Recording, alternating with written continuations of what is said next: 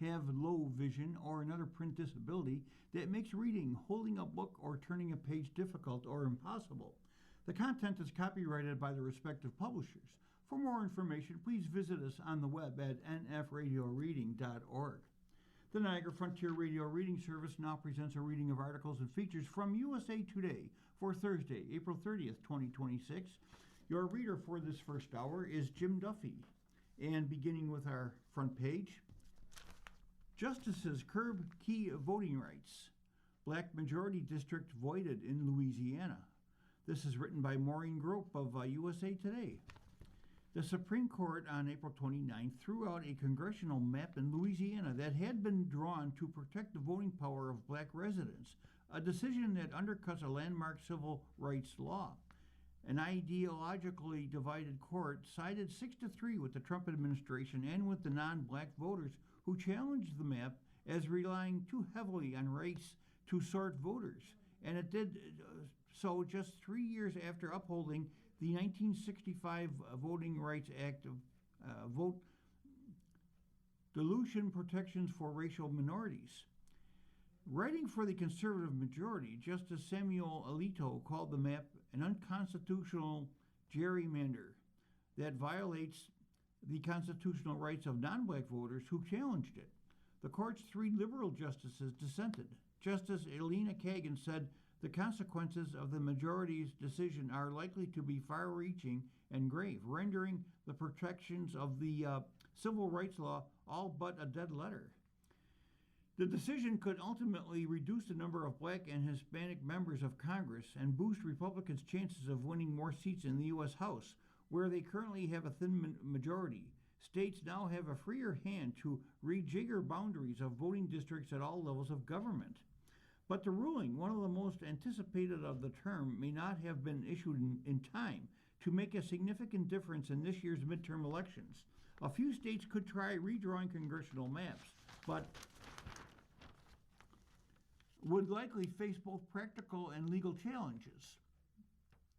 Section 2 of the Voting Rights Act tries to prevent legislative map drawers from diminishing the voting power of racial minorities by either packing them into one district or spreading them out across too many districts to have an impact. Those protections became more important after the court in 2013 struck down a different part of the act, one used to monitor states with a history of discrimination. It will now be easier for Republicans to draw maps that favor their party, particularly in the South, where a voter's race closely aligns with party preference. Alito wrote that the voting rights law requires evidence giving rise to a strong inference of intentional discrimination. In her dissent, Kagan wrote that intentional discrimination is very difficult to prove. That means, she said, that under the majority's new view of the law, a state can systematically, dilute minority citizens' voting power without legal consequences. The racially and politically charged case grew out of a years-long battle over Louisiana's congressional map. After the 2020 census, the state legislature created a map that had only one majority black district out of 6, even though black people make up about 1/3 of the state's population. When a group of black voters sued, lower courts said the map likely violated the Voting Rights Act, the centerpiece legislation of the civil rights movement, passed after peaceful marchers were attacked by Alabama state troopers on what became known as Bloody Sunday. But when the GOP-controlled legislature created a second majority black district in 2024, a group of self-described non-black voters went to court in a separate action, arguing a racial quota cost the state a Republican seat in a narrowly divided Congress. The Supreme Court debated the issue in early 2025. Rather than issuing a decision, however, the justices took the rare step of calling for a second round of oral arguments that more squarely put the future of the redistricting protections in jeopardy. They asked whether states may create legislative districts that comply with the Voting Rights Act without violating the bans on racial discrimination in the 14th and 15th Amendments, changes to the Constitution passed after the Civil War to protect the rights of formerly enslaved people. Louisiana, which initially defended the map, argued instead in October that the Voting Rights Act's redistricting protections are both unworkable and unconstitutional. The Department of Justice under President Trump likewise argued that it's become too easy for courts to invalidate maps as discriminating against blacks without sufficiently considering whether race-neutral factors such as incumbency protection and partisan advantage played a role. The way Section 2 has been construed is so far from the things that are likely intentionally discriminatory and indeed are affirmatively compelling gerrymanders that are unconstitutional. Hassim Mupan, a DOJ attorney, said during oral arguments. The attorney representing black voters in Louisiana countered that the civil rights law has played a crucial role in diversifying leadership in the state and given minority voters an equal opportunity to participate in the process. The fact that Louisiana has never elected a black statewide candidate shows the outsized role race continues to play in the state's elections. Janie Nelson, president of the NCAA Legal Defense Fund, said during the oral arguments, Democratic voting rights groups had warned that Republicans could gain 19 more House seats if the court gutted vote dilution protections. But J. Benjamin Anuanaga, Louisiana's Solicitor General, said Republicans risk turning safe districts for incumbents into competitive ones if they don't create majority-minority districts, showing there are reasons other than the Voting Rights Act that might prompt the legislature to avoid spreading racial minorities among multiple districts.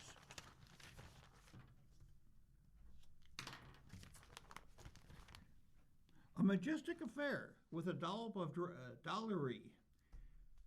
Charles blends harmony and humor in his state visit, from Rebecca Morin of USA Today. It was a very British day in the United States. King Charles III spent the second day of his 4-day state visit tamping down concerns over the increasingly rocky relationship between the United States and the United Kingdom. He delivered a rare and historic speech to a joint session of Congress, reaffirming that the two nations were, in fact, united. The state visit, the most consequential of Charles' reign, commemorates the 250th anniversary of the signing of the Declaration of Independence, and is the King's first U.S. trip since his coronation in 2023. Excuse me. The Royals ended Tuesday, April 28th, with a formal dinner where Charles and President Trump exchanged toasts. Red coats took over the White House lawn. But don't worry, it wasn't the British Army. The President's own United States Marine Band, which wore red jackets and white pants, was among the entertainment welcoming Charles and Camilla to the White House. The White House embraced some British traditions and highlighted English icons. Even Mother Nature brought a London-esque overcast to Charles and Camilla's visit. What a beautiful British day this is, and it really is, the President said in opening remarks. By that point, the rain had cleared up as gray clouds hung overhead. American flags and the Union Jack, the national flag of the United Kingdom, lined the steps leading to the portico balcony of the White House. The White House even had its own version of a high tea staple. Though the President hails from New York, known for its iconic bagels, the White House put out several pastries for an educational event on artificial intelligence attended by First Lady Melania Trump and Camilla. On a tiered silver tray were cheddar cheese and sweet pepper sandwiches, lemon madeleines, and of course scones. The scones were titled the Queen's Drop Scones. The First Lady and Queen walked around a tennis pavilion on the White House grounds to meet with students for the event. While some students tested VR headsets, others looked at glass-enclosed plates and statues, including a bust of Winston Churchill, Britain's iconic prime minister during World War II. Typically, when a leader addresses Congress, it's the President of the United States who often proclaims the State of the Union is strong. But Charles delivered a rare address to a joint session of Congress, only the second time a British monarch has ever addressed Congress. Queen Elizabeth II addressed Congress in 1991. His Majesty gave his own update on the state of relations with the United States. It's a bond that remains strong. The speech came amid a major rift between the United States and the United Kingdom over a range of issues, from Trump's tariff war, his dissatisfaction with NATO, and the war with Iran, just to name a few. Ours is a partnership born out of a dispute, but no less strong for it, Charles said. So perhaps, in this example, we can discern that our nations are in fact instinctively like-minded, a product of the common democratic, legal, and social traditions in which our governance is rooted to this day. Drawing on these values and traditions, time and again, our two countries have always found ways to come together. Charles' address was sprinkled with jokes that drew laughs from Republicans and Democrats alike. But there were still notable divides when it came to applause and standing ovations. Democrats cheered on Charles' remarks, stressing the importance of the NATO alliance and protecting the environment. Republicans were rowdier when His Majesty highlighted his Christian faith. Trump commended the address. He made a great speech. I was very jealous, Trump said as Charles and Camilla arrived at the White House for the state dinner. In a toast, Trump again praised the speech, even joking that Democrats like Charles more than they've ever liked any Republican or Democrat after the king received several standing ovations. A major point of contention in recent weeks between the United States and the United Kingdom, the Iran war. Charles notably did not mention the war in Iran by name. The UK has said it does not want to be involved in the conflict. Instead, during his speech, Charles voiced support as a Christian for interfaith relationships at a time when the United States and Israel are at war in the Middle East. Having devoted a large part of my life to interfaith relationships and greater understanding, it is that faith in the triumph of light over darkness, which I have found confirmed countless times, the king said. It is why it is my hope, my prayer, that in these turbulent times, working together and with our international partners, we can stem the beating of plowshares into swords. But Charles did mention one country at war that needs help, Ukraine. He called for continued support for the mutual defense of Ukraine, even as Trump has criticized NATO and halted direct aid to the country. Today, Mr. Speaker, that same unyielding resolve is needed for the defense of Ukraine and her most courageous people, he said, interrupted by applause. It is needed in order to secure a truly just and lasting peace. Though the king only made references to Iran, Trump, in his dinner toast, said Charles agreed that Iran should not have a nuclear weapon. We're doing a little Middle East work right now. We're doing very well. We have militarily defeated that particular opponent, and we're never going to let that opponent ever. Charles agrees with me even more than I do. We're never going to let that opponent have a nuclear weapon. There was an attempted attack on the United States leadership just days before Charles' state visit, and the king said such acts will never succeed. We meet, too, in the aftermath of the incident, not far from this great building that sought to harm the leadership of your nation and to foment wider fear and discord. Let me say with unshakable resolve, such acts of violence will never succeed, Charles said in his address to Congress. 2 days before the King and Queen arrived in the United States, a suspected attacker tried to storm the annual White House Correspondents' Association dinner at the Washington Hilton. Trump, the First Lady, Vice President Vance, and other top members of the President's cabinet were in the crowded dining room. Security for Charles and Camilla's state visit was reportedly reviewed after the shooting. In his state dinner toast, Charles praised the President's own courage and steadfastness, as well as the swift action from the Secret Service. My thoughts and sympathies are very much with you, the First Lady, and all those guests for whom this must have been a very upsetting incident, Charles said. It was a white tie affair, tuxedos with tailcoats and floor-length gowns, bouquets of lilac, butterfly, ranunculus, phlox, and lily of the valley filled the center of the table like a garden. Tall candelabras helped create mood lighting. Tables were set with 250 pieces of vermeil from the White House collection, in addition to handcrafted ceramics by distinguished American artisans, including Ben Wolfe. The menu was fit for a king, literally. The White House served Dover sole meuniere, a premium French fish dish, as the main course. For dessert, there was a chocolate gâteau shaped like a beehive. The guests weren't just members of the president's administration. Some of the United States' leading and wealthiest tech giants, including Apple CEO Tim Cook and Amazon CEO Jeff Bezos, were there. Despite the president's rocky relationship with some Supreme Court justices, all of the conservative members attended. You're listening to a reading of today's USA Today on the Niagara Frontier Radio Reading Service. The time is 15 minutes past the hour. Continuing, even members of the sports world saw an invite to the coveted affair. Golfer Rory McIlroy of Northern Ireland and New England Patriots owner Robert Kraft.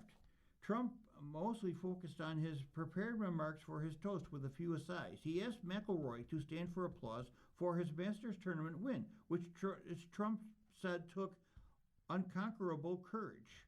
The king, for his toast, sprinkled plenty of jokes to lighten the formal affair. He even gifted the president a bell from a World War II-era submarine called the HMS Trump. No relation to the president, but the king called it his valiant namesake. But even at the fanciest of dinners, a guest was seen capturing the historic moment of Charles walking into the East Room on their cell phone.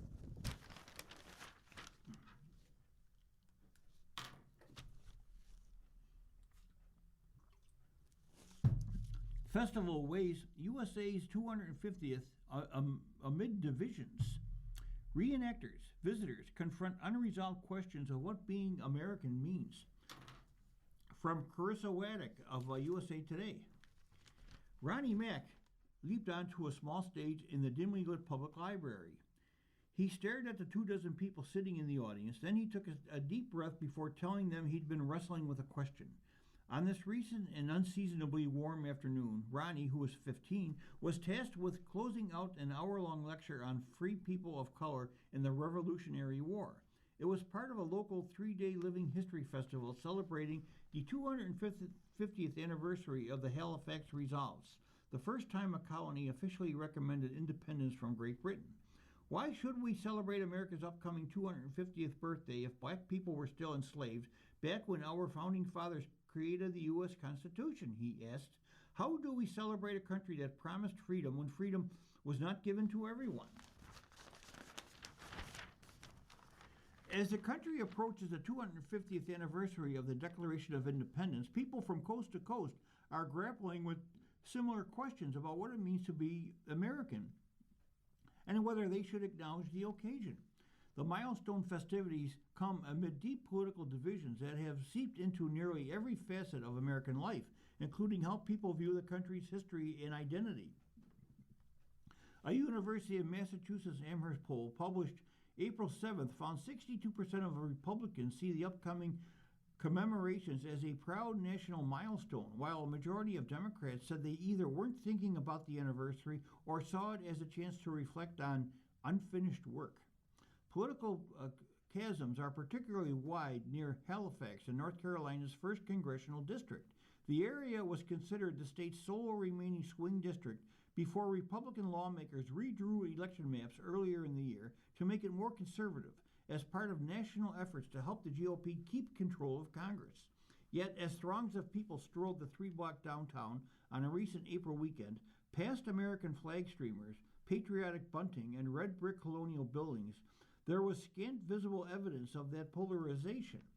Though their views about America varied, sightseers flocked to the historic site along the Roanoke River for the same reason, to mingle with reenactors perched on grassy knolls, watch musket firings and fabric weaving demonstrations, and learn about how 83 men unanimously agreed 2.5 centuries ago to advance for independence.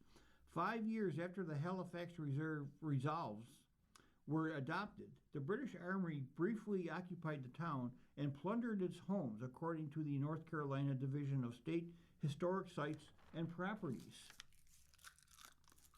Rebecca Lockamy was still thinking about Ronnie's oration as she wandered past rows of cream-colored canvas tents, navigating toward a living history presentation called Tea Time with the Ladies of Halifax. The 78-year-old retiree attended the lecture on free people of color with her adult daughter the afternoon before. It was really good. He was real good, Lockamy said. She listened as Ronnie walked the audience through his lineage, describing how his 6th great-grandfather fought in the Revolution and how his family was denied equal rights under the Constitution for generations after. Ronnie found meaning in the 250th by celebrating the country's unfinished journey toward freedom and his family's role in it.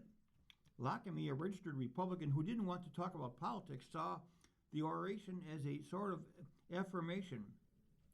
She views the 250th as a celebration, a chance for people to get along and see the good things and not the evil. I know we've had a bad history in this country, but we've tried to improve, she said. I can't say I understand, but I want the people that have been treated badly to understand that they are still in the best country in the world. Long simmering national debates about how to tell the country's story and what pieces to emphasize have erupted amid the year's landmark commemorations. National parks across America have removed plaques about slavery, the massacre of Native Americans, and other tragic moments to abide by President Trump's executive order targeting displays that disparage Americans. And conservative lawmakers have pushed historical sites to present narratives promoting American exceptionalism.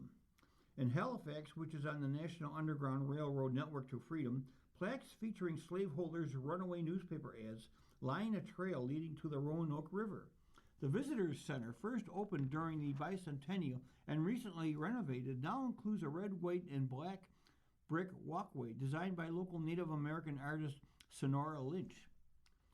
Laurie Medlin, president of the Halifax County Convention and Visitors Bureau, said the county and the historic site have worked to convey the complexity of America's past. No one's afraid of the history, she said. Much of the programming for the Halifax Resolves Days prelude to revolution reconstructed life during the late 1700s and explored colonist motives for declaring independence and the life-threatening stakes they faced by doing so. Reenactors at the Tanawa Trading Post sold beeswax candles, buttons, scissors, and wool felt hats, speaking with passerby about British taxation on imported goods. A group of men sat in the gravel footprint of the colonial courthouse, reimagining the meeting where the Halifax Resolves were approved. The three-day schedule of events also featured talks about African-American soldiers during the Revolutionary War, living history performances depicting a freedom seeker in a Native American ceremony led by the local Halawa Saponi Indian tribe. We have sterilized history to the point that we take all those sounds and smells and sights away, said Jeff Dickens, who played one of the delegates to the provincial Congress. Here you can touch something, see something tangible. That makes more sense to people. They can relate to it. Outside the modern-day county courthouse, people lined up at a food truck serving wood-fired pizza. Then they sat along the curb, hunched over their slices. Joe and Betsy Hester sought shade nearby. They had driven up from their farm in Nash County, south of Halifax, to take in the festivities. Betty Hester wore a bright red shirt emblazoned with due process. She said she couldn't help but think about modern-day politics while walking around historic Halifax. A mix of emotions, fear, sadness, love of country, bubbled to the surface when she thought about the country's milestone anniversary. A self-described moderate Democrat, Hester, who is 72, questioned whether the country's great experiment would survive past Trump's tenure in the White House. People are being pulled off the streets without due process, her husband Joe Hester, who was 78, interjected. That's not America. Still, they were proud to be American. We love history, and we love our state, and we love our country. We would have been here regardless, Betsy Hester said. We're celebrating. We are the people. Others exploring the festivities reflected on today's political landscape. It's just inspiring to remember what the people all over the country sacrificed in defense of liberty, Joshua Horn, who was 30, said before visiting a living history demonstration. He and his wife brought their young children to watch the reenactments. We could use a lot more of standing on principle these days, he said, both parties. The University of Massachusetts poll, fielded among 1,000 Americans, found that 74% believe there are more things uniting them than dividing them. Most, it found, believe the values laid out in the Declaration of Independence still guide the nation today and have propelled the country toward progress. Overlooking the excavated site where the 83 delegates unanimously adopted the Halifax Resolves, Gary McCullough, who was 76, reflected on the lessons he had learned from the document as a teenager growing up in the area. They resolved. It's in the word. They resolved to do something, McCullough said. Whether you're a Republican or Democrat, now is a time to resolve something.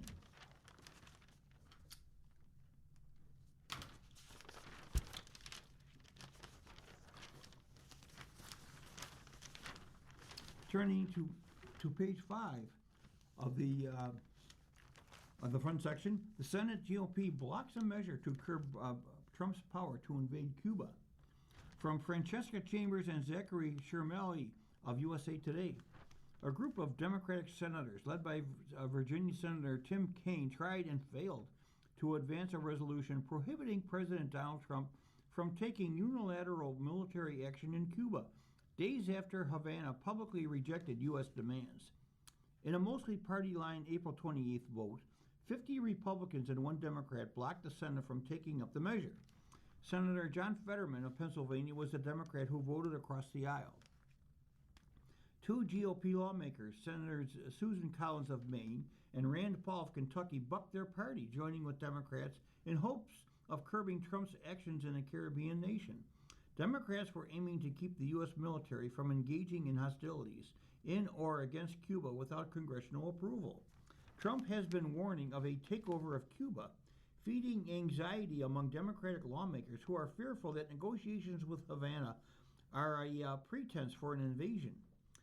When there are efforts by an executive to go too far, then it is up to Congress to stand up and provide a check, Kaine said in remarks on the Senate floor ahead of the failed vote. He has led similar attempts in the Senate to stop military hostilities in Iran. Senator Pete Welch, Democrat from Vermont, told USA Today he thinks the Trump administration's strategy in Cuba is to crush them into dust. It's a policy that's going to result in suffering for even more people, he said. There was a very solid basis for Senator Kaine's War Powers resolution. The Trump administration has been engaged in talks with the Cuban government to lift the United States near total blockade on oil in exchange for expansive economic and governance reforms and the release of detainees. But the Cuban government blew off a U.S. imposed deadline this week to release high-profile political prisoners as a show of good faith. The president has not said what he will do in response, although he promised a new dawn for Cuba this month and said the United States may stop by the communist nation when it finishes a military campaign in Iran. USA Today reported exclusively in April that the Pentagon was preparing for a potential operation on the island, located 90 miles south of Florida, in case Trump decides to take military action. Democratic lawmakers have used their limited resources to try to keep diplomatic talks alive. After 2 House progressives visited Havana, Democrats revived a push to lift the U.S. trade embargo on Cuba. They're also trying to bring a bill to the floor that would halt Trump's ability to attack Cuba using federal funds. After the Senate resolution failed, Kaine hurried out of the chamber, asked on his way out whether regime change in Cuba could be imminent. He told a reporter, "I have no reason to believe that it is. I'm not saying that it is not." Senator John Hoeven, Republican from North Dakota, wouldn't elaborate on whether the Trump administration's priorities in Cuba have been made clear to GOP lawmakers like himself. He told USA Today he trusts Secretary of State Marco Rubio, an ex-Florida senator, who's leading the talks to handle issues in the Western Hemisphere. They could not have a better point person, Hoeven said of Rubio, who's Cuban-American. Kaine said in the days leading up to the vote that he was optimistic about Republican support for his bill. Yet hours beforehand, GOP senators who might have sided with him indicated they would not defy Trump.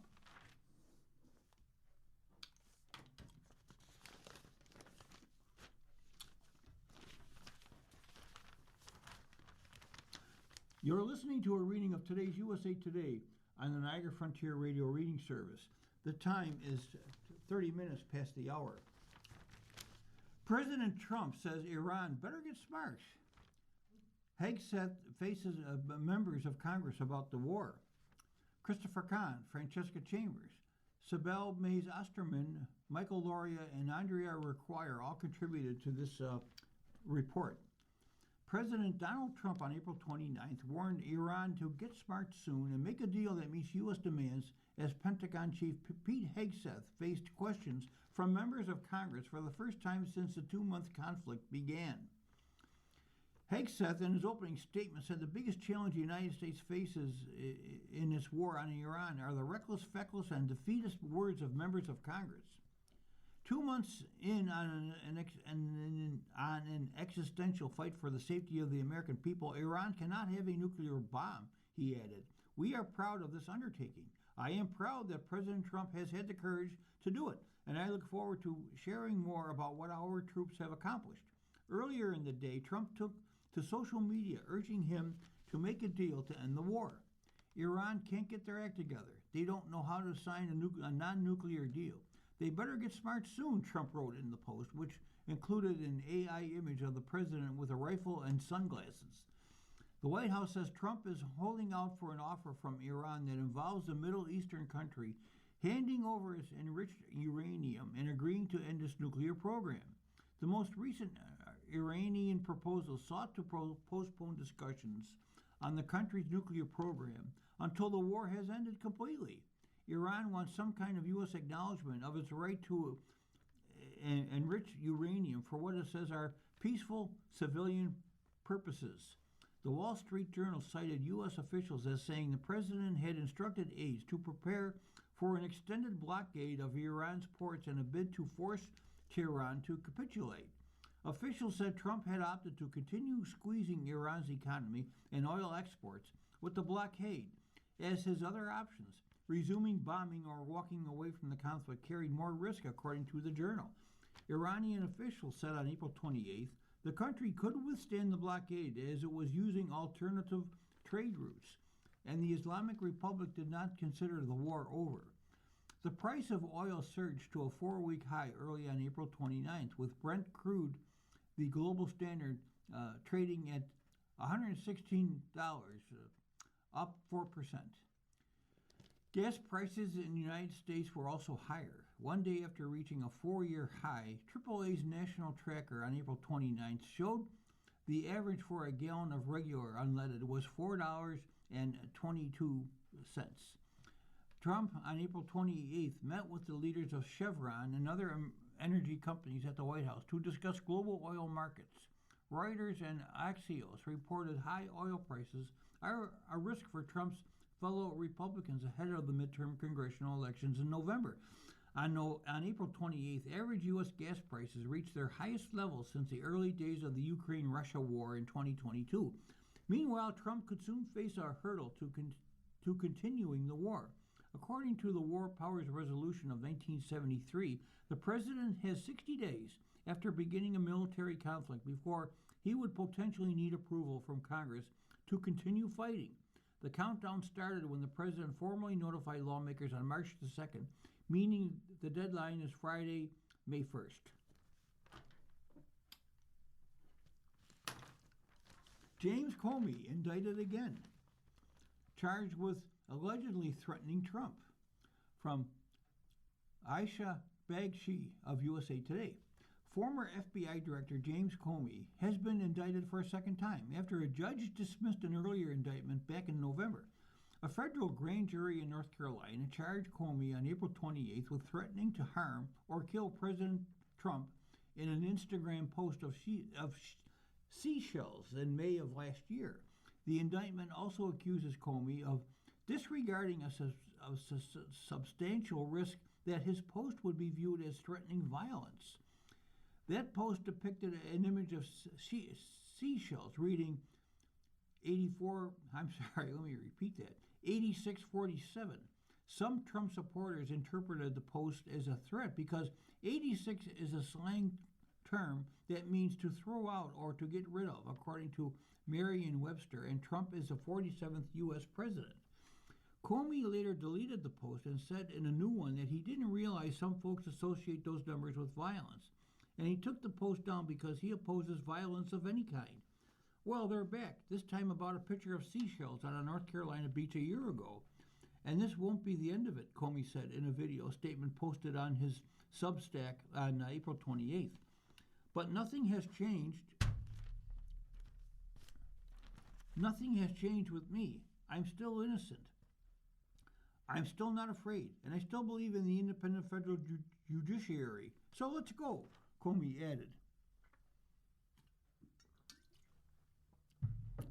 Comey was previously prosecuted by the Trump administration for allegedly lying to Congress, but the case was dismissed after a judge determined the prosecutor who brought it, a former personal lawyer to Trump with no previous prosecutorial experience, was unlawfully appointed. The Department of Justice has appealed that ruling. Both prosecutions have come after Trump specifically called for Comey to be criminally charged in September. Comey served as director of the FBI during the first Trump administration, before the president fired him in 2017. He has since been an outspoken critic of the president. Patrick Fitzgerald, a lawyer for Comey and a former DOJ official, said in a statement that his client vigorously denies the charges. We will contest these charges in the courtroom and look forward to vindicating Mr. Comey and the First Amendment, Fitzgerald said. At a press conference on April 28th, Acting Attorney General Todd Blanche argued that Comey's indictment is not unique. Over the past year, this department has charged dozens of cases involving threats against all sorts of individuals. We take these seriously, every single one of them, Blanche said. However, Democrats and First Amendment advocates decried the charges as politically motivated and a threat to free speech. 86 has many possible meanings, including impeachment, and as part of political discourse. Carl DeVries, a spokesperson at the Free Speech Focus Foundation for Individual Rights and Expressions, said in a statement. DeVries noted conservative commentator Jack Posobiec posted 8646 on Twitter in 2022, referring to then-President Joe Biden. Posobiec rightly faced no criminal charges, DeVries said. The idea that Comey's picture of seashells conveyed a serious intent to harm the president is ridiculous. The administration should abandon this transparent and unconstitutional attack to punish a critic, DeVries said. Senator Dick Durbin, Democrat from Illinois, alleged the DOJ is seeking to appease the president with the new charges against Comey.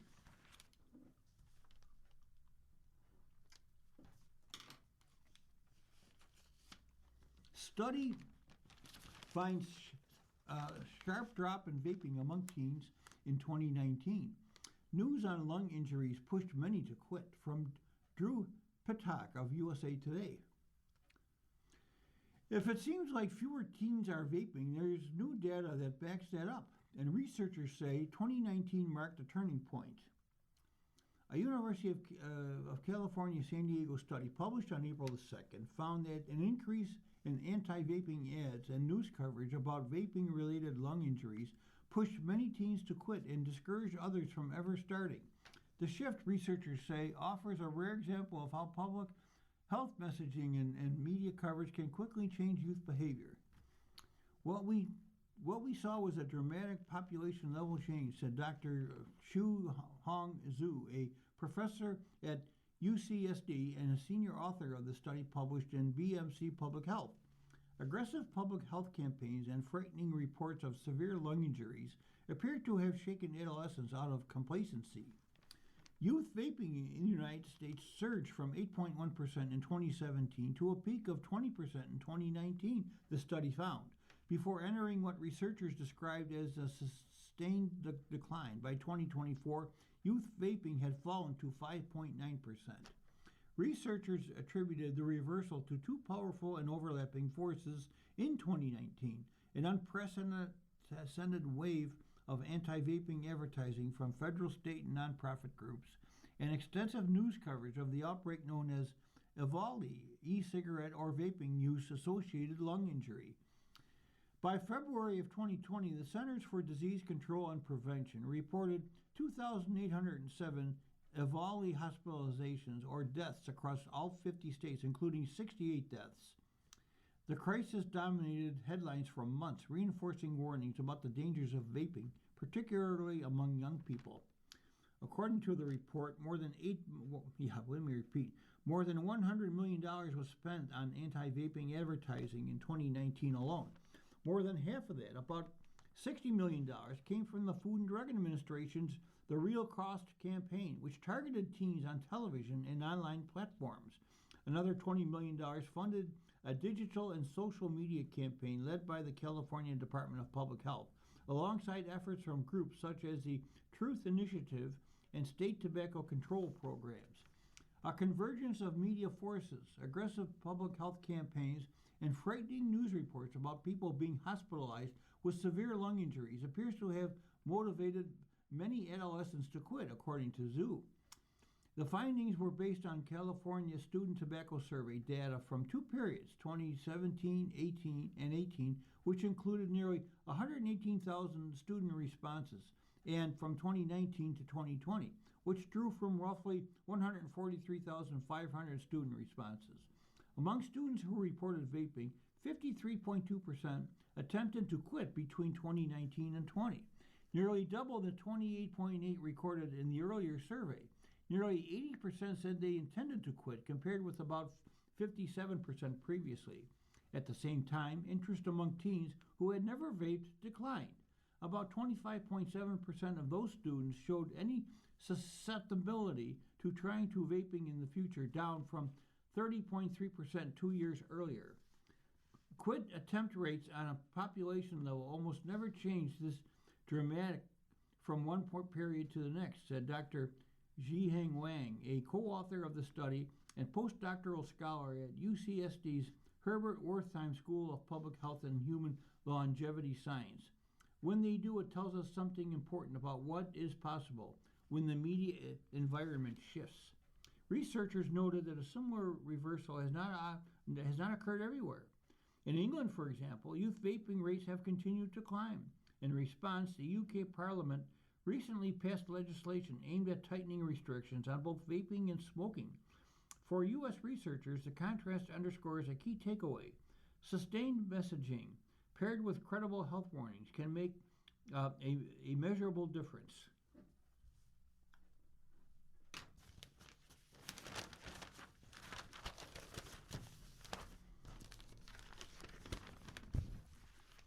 Turning to the money section of USA Today, how you shop at Costco is driving everyone crazy. From Jessica Guyon of USA Today. Like everything at Costco, the shopping carts are extra large. Shelby Blessy isn't. At 4 feet 11 inches tall, she cranes her head to peer over the top of her cart as she maneuvers through a sea of shoppers, weaving wildly in and out of the crowded aisles as they scout deals and graze on samples. Too often she has to slam on the brakes when people stop short. Was that a BBQ chicken mac and cheese with bacon? Or swirl on a dime to scoop up that 25-pound bag of rice they forgot a few aisles back? I've had people who didn't see me run into me or trip over me, the 34-year-old Kansas City, Missouri teacher said. To be fair, Blessy has accidentally rammed a few shoppers herself. I don't mean to, she said, but most of the time they bring it on themselves. You have got somebody behind you who is going the same pace as you, and then you stop to look at a gigantic water slide, she said. I want to see it too, but am I going to pull over to look at it? Welcome to the Costco Thunderdome. Watch your feet. The Costco shopping experience is immersive by design. From the big screen bling at the warehouse door to aisle after aisle of tantalizing deals to bag. Even when you're dashing in just to grab some toilet paper and milk, it's far too easy to succumb to sensory overload. What was on my list? Where is my list? Wait, are those sheets on sale? Do we need sheets? Excuse me. Costco is a very hectic store. Part of this is because it is so popular. Part of it is because it's a store where people shop quite intensely, exploring different categories, buying in bulk and stopping to sample things, Neil Saunders, managing director of Globadata Retail, said. The frenetic energy inside Costco warehouses also influences how people shop, Saunders said. Think Mad Max, but with shopping carts. The internet calls a condition that afflicts some Costco shoppers cart tunnel vision, meaning they lose all situational and spatial awareness. On Reddit, one person coined the term Neanderthals, because you can't tell where they are going and neither can they. Seemingly unaware of their surroundings, these shoppers cruise along 4 and 5 abreast, forcing everyone else to squeeze around them. Rather than going with the flow in aisles lined with high pallets that limit visibility, they barrel down the wrong side. You're listening to a reading of today's USA Today on the Niagara Frontier Radio Reading Service. The time is 45 minutes past the hour. Continuing, while some people pull over to oogle the tiramisu cheesecake, these shoppers double park or leave their carts in the middle of aisles where they block the flow of traffic. The log jams created by shoppers who crowd sample stations 4 and 5 people deep is next-level rage bait in online Costco forums. Then there are the minor collisions those distracted habits routinely cause. These run-ins, dubbed bumper cars, are so common that warehouse employees joke that Costco lubricates the shopping cart wheels with ankle skin. You can get hurt if you're not paying attention, Costco shopper Tom Filline said. Slamming the brakes on a fully loaded Costco cart is like trying to stop a 500-pound tractor trailer, said Filline, who was 39. His wife put him in charge of Costco shopping because, as an elementary school physical education teacher from Aurora, Illinois, he's used to dealing with chaotic environments. I have a very clean cart-pushing record. I have never gotten into an accident. I have never bumped anyone, he said, but he has had some close calls dodging wayward shoppers. He compares navigating Costco to driving in a foreign country with no traffic laws. He almost ran into a woman who darted in front of him. Then she stopped to yell at him. Everyone is in la-la land, Filline said. And that's what drives A.J. Bolchandani crazy. He says Costco shoppers have no respect for the unwritten rules of the road and should be required to take a shopping cart driver's license test to qualify for a membership. I am not sitting there on my phone when I have to park my cart. I make sure I am not blocking a high-profile item that people need to get at, or I park outside of the aisle so it's not in anyone's way, said Bolchandani, a 53-year-old DJ from American Canyon, California, who goes by Ajax. People in Costco have no spatial awareness. Ultimately, that's what it really comes down to. They just leave their cart wherever because it suits their needs. They don't care about inconveniencing anyone else. Even at 6'3" tall and 245 pounds, Ian Collins, a 39-year-old real estate agent in San Diego, says it's like Black Friday every time he ventures into his local Costco warehouse. It's pretty much 10 out of 10. My cart will get hit at least once, and 2 out of the 10 I will get bumped, Collins said. You scan your membership card, and as soon as it beeps, people just go into feral mode. So he drafted a common-sense shopping cart etiquette and shared it on social media. Treat your cart like it's your car. Don't park in the middle of the aisle. Don't run into people. Stay to the right. Go to the same speed as traffic. Don't go against the flow if you miss something. And the number one rule, don't be a jerk.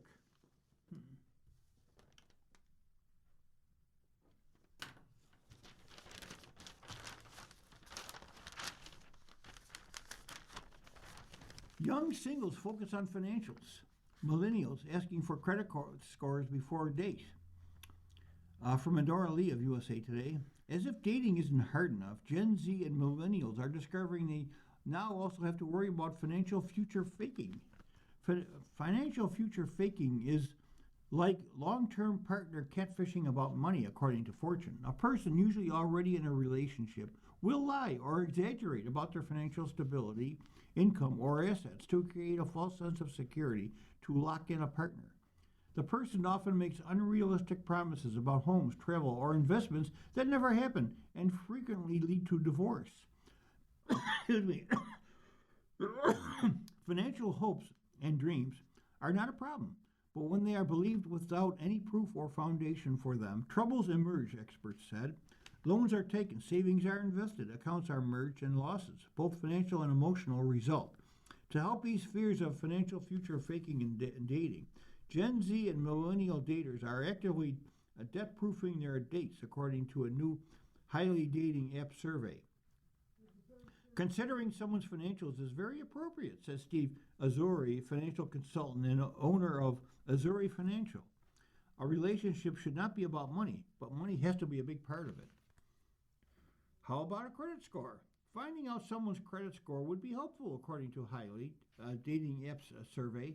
1 in 5 Gen Zers and a quarter of millennials said dating apps should add a credit score filter, data showed. Nearly a third of daters said an excellent score generally makes a person more attractive, according to the survey. 20% of daters said they want to know a match's credit score before even agreeing to a first date, and then they wouldn't go out with someone with a score below 580. Gen Zers were even more discriminant, with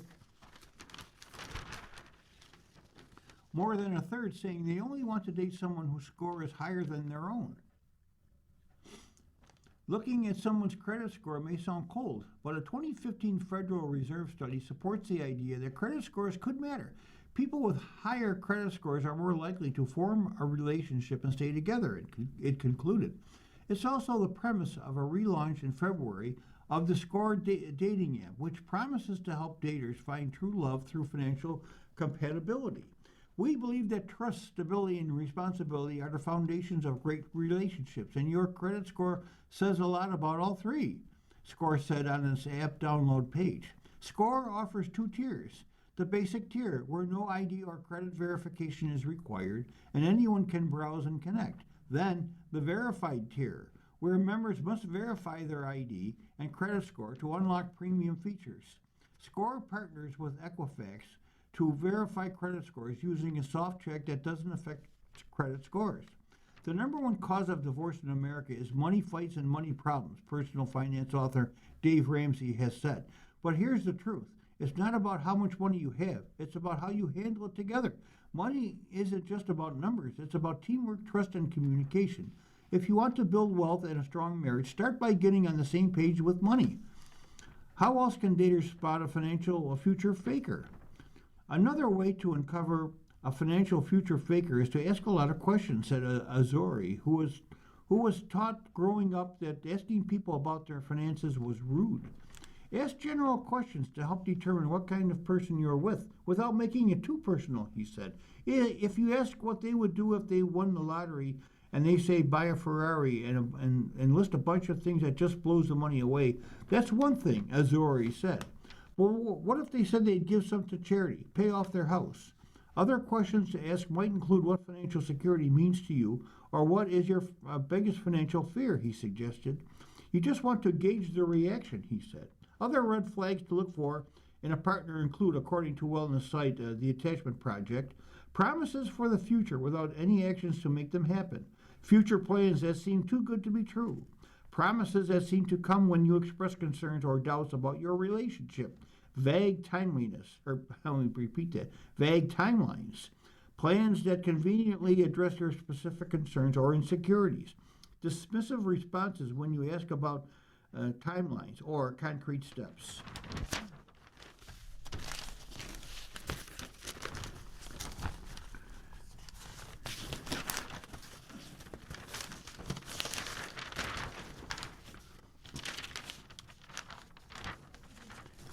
Escrow account shortages are on the rise.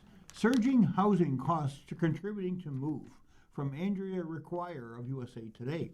When newlyweds Dallin and Emma Wood were shopping for their first home near Salt Lake City this spring, the real estate agent told them to expect extra costs once they became owners. He explained very clearly that taxes are going to fluctuate, said Dallin, a 26-year-old engineer, and in an area where hail is a constant danger. The Woods knew all too well how important property insurance is. Thanks to those conversations, we feel prepared, he told USA Today. My wife and I would have never felt comfortable buying a house if we didn't know what the worst-case scenario might be. As tax levies and insurance premiums surge, the possibility of a worst-case scenario does as well. Even as the vast majority of Americans continue to opt for fixed-rate mortgages, the ancillary costs of ownership fluctuate, mainly upward. Those stresses have been on full display in the escrow accounts that mortgage companies maintain in order to pay taxes and insurance on behalf of homeowners. An analysis of escrow accounts by real estate data provider Cotality for USA Today found that As many as 65% of all homeowners have escrow shortages at an average of $2,157. A shortfall, if there is one, isn't problematic in and of itself. Mortgage servicers set up escrow accounts based on an estimate of how much they'll be paying on behalf of borrowers. The accounts are reviewed every year and an analysis is sent to the borrower. If there is a shortage, it can usually be funded over the coming year. Still, some observers see the magnitude of the problem as another manifestation of a broader affordability crisis. In an economy where many Americans are living paycheck to paycheck, seeing the monthly mortgage payment rise at all, let alone by hundreds of dollars a month, may become a tipping point. The most recent surge in monthly costs comes after an unsettled period in the housing market. The frenzied rush to buy during the pandemic years, when mortgage rates were at an all-time lows and more Americans were working from home, pushed home prices up dramatically. As a result, property taxes have jumped 15% between 2019 and 2024, Cotality data shows. Meanwhile, a jump in natural disasters and uncertainty about a changing climate have pushed property insurance costs up a whopping 70% between 2019 and 25, according to a Dallas Fed report published in March. Altogether, those costs, including private mortgage insurance, if a borrower has it, can make up over 40% of the total monthly housing payment in some parts of the country, Totality's research shows. While Dallin and Emma Wood expect to be able to manage additional costs, many Americans aren't so lucky. Faced with increases in insurance premiums, many households wind up relocating, the Dallas Fed report found. A $1,000 increase in insurance premium rates corresponds to a 0.54 percentage point increase in relocation probability, the researchers wrote. But when homeowners are unable to move or otherwise lower their insurance costs, they can be serious. Higher premiums lead to meaningful financial distress, the report says. Increases in annual insurance premiums raise the likelihood of falling behind and becoming delinquent on mortgage payments. We estimate that premium increases pushed roughly 31,000 mortgages into delinquency in the year 2022. Caitlin Gravel is a housing counselor with Neighbors Helping Neighbors, a New York City-based nonprofit. Gravel hears from people who have received word that their escrow accounts are short all day, every day, she said. Most of the people who contact her are unable to pay more every month. In particular, the roughly 75% or so of her clients who are elderly and on fixed incomes. It's just really challenging for people in general, Gravel said. I think there's a lot of confusion as to why everything costs so much. Why isn't there more support? Or why isn't the support that's there more organized to become more effective? You're listening to a reading of today's USA Today on the Niagara Frontier Radio Reading Service. We'll return for more readings after this short break. Your reader for this first hour has been Jim Duffy.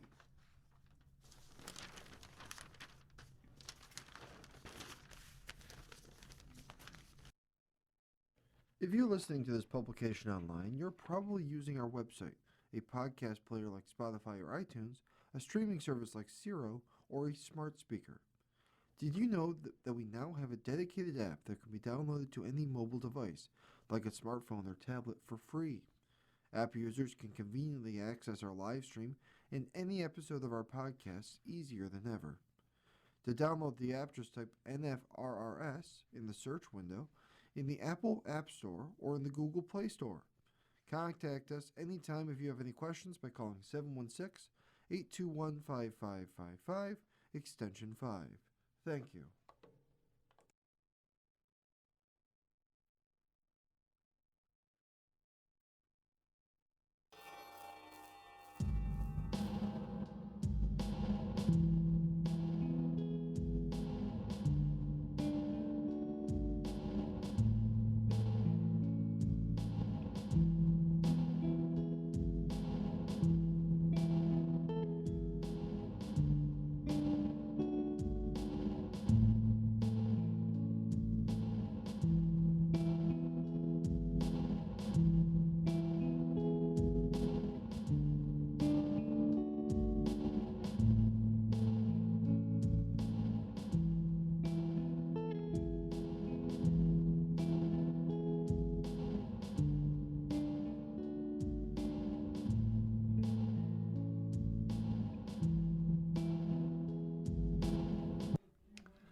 continue now with our reading of articles from today's issue of the USA Today.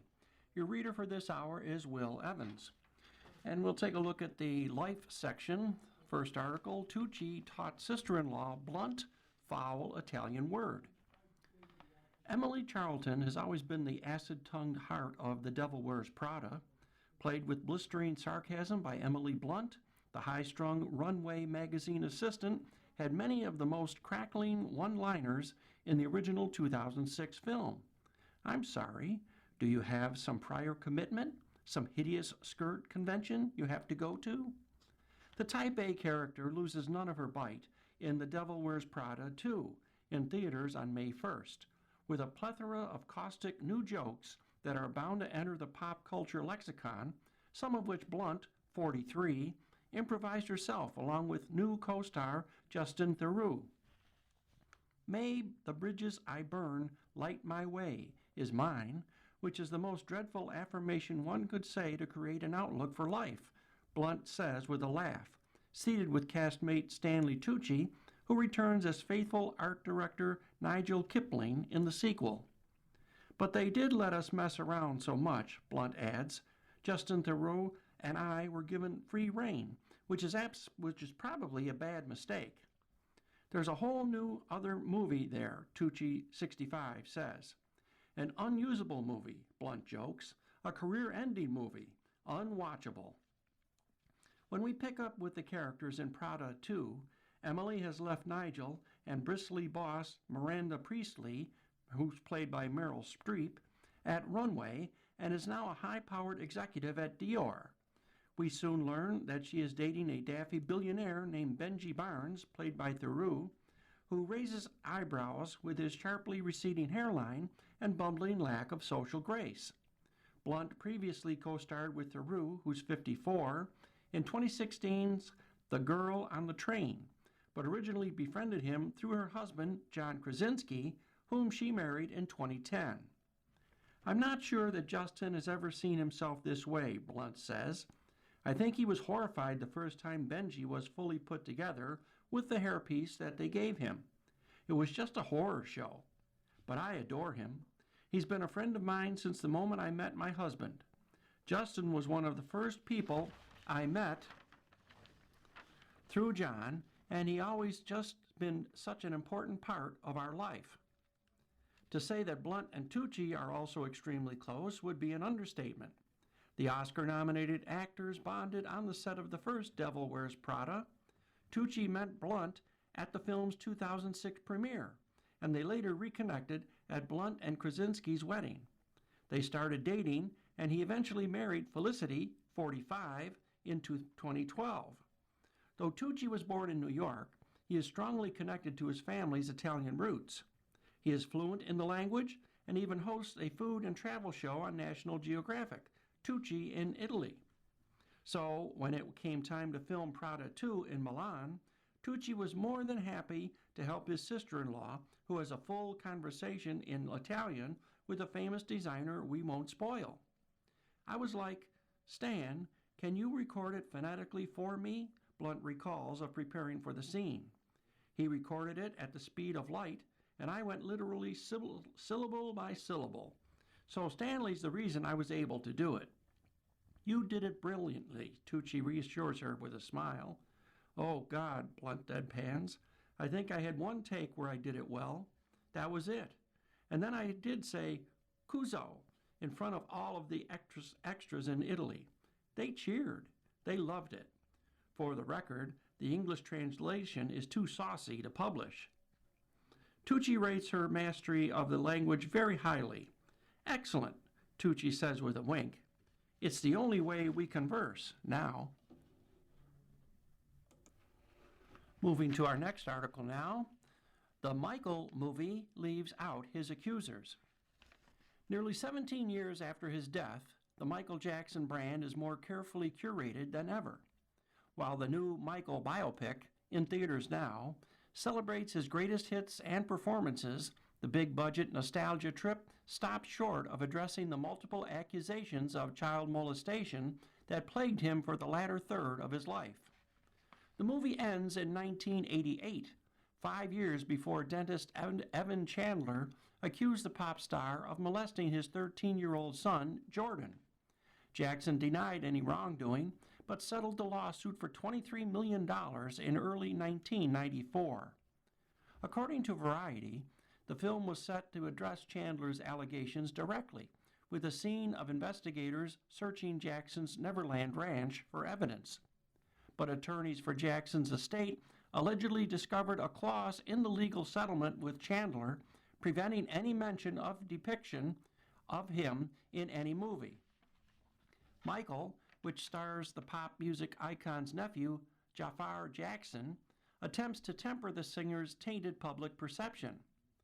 The film features numerous scenes of Jackson with children, visiting sick kids in the hospital, and signing autographs for youngsters at a toy store, excitedly talking with them about his favorite games and books. The movie aims to show that the grown-up Jackson was still a child himself, escaping into the worlds of Peter Pan and Charlie Chaplin films to cope with the physical and emotional abuse of his domineering father, Joe Jackson, played by Coleman Domingo. It depicts his interactions with kids as kind-hearted and innocent, which, at least by court rulings, they were. In 2003, Jackson was arrested on charges of molesting 13-year-old Gavin Arvizo. The case went to trial in 2005, and the Grammy winner was acquitted on all counts, with jurors citing insufficient evidence. But there are still multiple accusers awaiting their days in court. Wade Robson and James Safechuck, who met Jackson as children, alleged years of abuse by Jackson in the 2019 documentary Leaving Neverland. According to court documents obtained by Us Weekly last fall, the two men are seeking $400 million in damages, and The Hollywood Reporter reports that they are expected to go up in front of a jury in a lower court next year. On April 24th, Safechuck released a video distributed through his attorney telling abuse survivors that you're not alone. The Michael movie's coming out and it's getting a lot of promotion, Safechuck says in the clip. There's billboards and commercials and just people praising Michael, and it can be triggering for survivors who have their own Michael in their lives, whether it's the priest who's close to God or the sports coach who's just helping the kids or the step-parent who's supporting the family. Former Jackson family friends, Edward, Dominic, and Aldo Casio, as well as their sister Marie Nicole Porte, also filed a lawsuit in California federal court February 27th, alleging Jackson's employees facilitated and concealed his alleged abuse. They claim representatives for his estate compelled them to sign an agreement which allegedly prevents them from talking about the years of abuse they endured under false pretenses. Jackson, who died in 2009 at age 50, was a serial child predator who, over the course of more than a decade, drugged, raped, and sexually assaulted each of the plaintiffs, beginning when some of them were as young as 7 or 8, their lawsuit states. The Casios detailed their allegations in an interview with the New York Times, published April 24th. We were brainwashed, we were groomed, Edward told the outlet, alleging that they were taught to defend Jackson against abuse accusations. In a statement to USA Today on March 2nd, the Jackson estate's attorney, Marty Singer, said, "This lawsuit is a desperate money grab by additional members of the Casio family who have hopped on the bandwagon with their brother Frank, who is already being sued in arbitration for civil extortion." The family staunchly defended Michael Jackson for more than 25 years, attesting to his innocence of inappropriate conduct. This new court filing is a transparent forum shopping tactic in their scheme to obtain millions of dollars from Michael's estate and companies. USA Today reached out to attorneys for Robson, Safechuck, and the Casios for comment in the days leading up to the film's release. Through the years, Jackson's accusers say they have found it difficult to speak out about their allegations. Before the premiere of Leaving Neverland at Sundance Film Festival, Robson and Safechuck recalled receiving death threats from Jackson's supporters, as well as floods of messages maintaining his innocence. The hostility hurts less and less as time goes on, Robson told USA Today at the time. It's not a great feeling, I'll be honest, but I just keep trying to remember that each and every one of us, as humans, are at our own state of evolution. We can accept whatever we're able to accept based on where we're at in our lives. So, the people who are choosing to take that nasty, volatile approach to me and James, that's just where they're at right now. And I wish them some peace and less anger in their lives. Moving along now, Ray bears soul in dazzling, defiant concert, and Ray is spelled capital R-A-Y-E. It's an audacious move to open a show with your biggest hit, but Ray is a plucky woman. She's also charming and graceful, witty and self-deprecating, and, as demonstrated several times throughout her 2-hour-plus show, extremely tender-hearted. Almost a month into the U.S. leg of a live run dubbed This Tour May Contain New Music, a play on the title of her current second album, This Music May Contain Hope, an early album of the year contender, Ray and the platoon of ace musicians joining her are as vocally and musically airtight as possible. That polished output was evident moments after Ray scampered on stage at the Anthem in D.C. April 26th for the introductory Girl Under a Gray Cloud. Then the red velvet curtains parted to unveil her band, including string and brass sections, to blast off with the ubiquitous Where Is My Husband? Her rapid-fire lyrical delivery with her 2 backup singers, coupled with horns even more scintillating live, illustrated why that song deserves its exclamation point. This is how you set a tone. During the first pack of songs, Ray, who's 28, never stopped swinging her hips in her strapless burgundy gown and bare feet. She turned shoulder shrugging into an art form on Skin and Bones and stepped through the dry ice flooding the stage that added a swampy B-horror movie vibe to Beware, the South London lover boy. Conversing with the crowd of 6,000 plus, barely a foot of space could be seen amid the mostly general admission throng, was as important to Ray as sharing her visceral songs. I've officially entered my dramatic era, she said in her native London lilt, before stepping in front of a fan that billowed her hair to comedic exaggeration. As the stage was quickly transitioned to resemble a jazz club with small red-draped tables, my team tells me this is the weakest part of the show, she joked. Ray asked the crowd to take out their phones before holding up a sign with a QR code to buy her album. Funny and clever.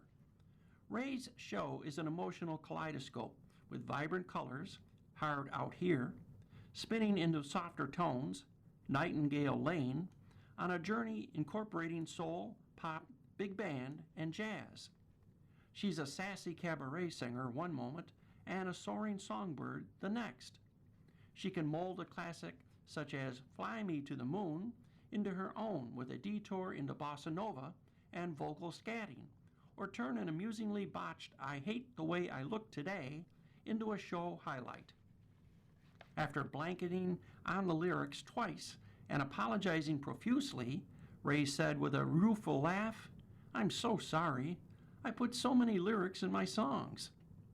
A helpful fan handed her a phone with the lyrics to the song on screen, and Ray repaid the favor with an impromptu acoustic-based rendition of Suzanne at the fan's request.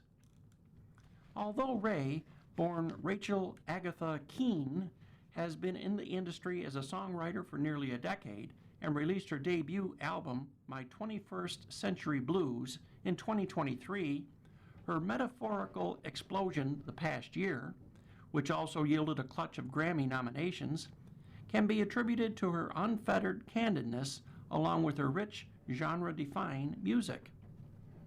She was bracing and candid as she sat on her piano bench and spoke about her experience with sexual assault as a young woman before singing a strings-laced ice cream man. The message she wanted to impart, she said, was that music is medicine.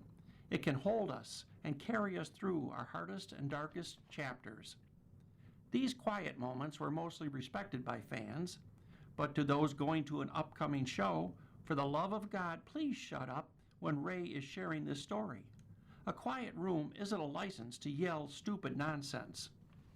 She maintained her vulnerability through the lyrically piercing "I Know You're Hurting," which she performed sitting on stage with her legs folded under, and the equally affecting plea for hope, "Lifeboat," complemented by spoken word and images of blurred snow and water on the screen behind the stage. But even after such emotionally draining performances, Ray still had plenty of fire left, which she unleashed after changing into a black gown for Oscar-winning Tears. She also asked the audience for percussion assistance on the thoroughly imaginative Click Clack Symphony. Its Hans Zimmer-crafted arrangement replicated beautifully live.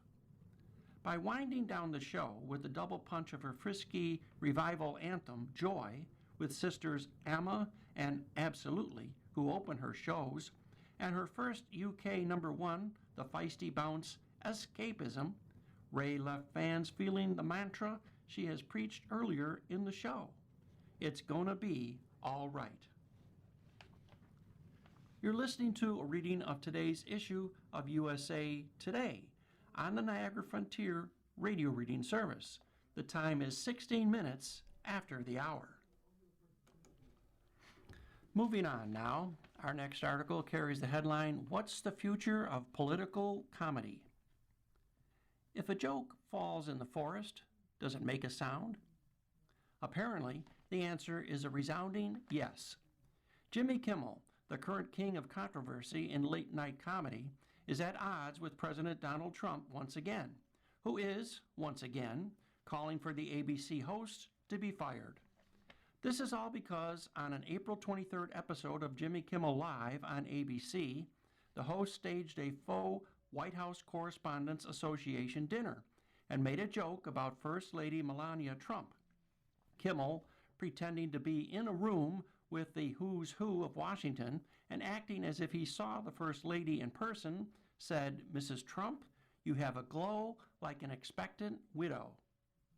In the immediate aftermath of the joke, no one from the Trump administration commented on what Kimmel himself has said was a joke about the age difference between the first couple.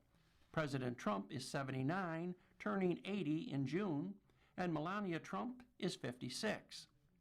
However, after the real Correspondents' Dinner erupted in violence on April 26th, both Trumps are taking deep offense at Kimmel's remarks, with the First Lady writing on X, "How many times will ABC's leadership enable Kimmel's atrocious behavior at the expense of our community?" For Kimmel, it's deja vu all over again after an incident in September. Then, his politically charged joke about the Republican reaction to the shooting of political activist Charlie Kirk led to his temporary suspension from the air after prominent Trump officials put pressure on ABC for his removal. After a week's suspension, Kimmel returned a vindicated man to astonishing ratings and continued his show as usual without pulling back on jokes and criticisms of the Trump administration. Kimmel seems unruffled by the Trump's rhetoric, and ABC has not made any official comment on the matter. USA Today has reached out to the network. But in the wake of the Kimmel cultural firestorm in September, the violence at a dinner that has previously been the epicenter of political comedy, and the forthcoming late-night departure of prominent Trump critic Stephen Colbert, the current state of political comedy in the United States is under a microscope. With presidential critiques, a war of attrition on late-night TV, and the mile-a-minute media cycle of 2026, what place does political comedy have in our modern world? And who will preserve it as time marches on? This country has a deep and meaningful history when it comes to political comedy, satire, and commentary, from old-time political cartoons in historical newspapers to counterculture comedians arrested on the stage of mid-century comedy clubs to Tina Fey, decked out as Sarah Palin on Saturday Night Live. During the lead-up to the Revolutionary War, political cartoons and strong political speech were a major part of the efforts of the Founding Fathers and their allies. Benjamin Franklin's 1754 Join or Die cartoon is one of the most famous instances of political commentary through comedy in world history.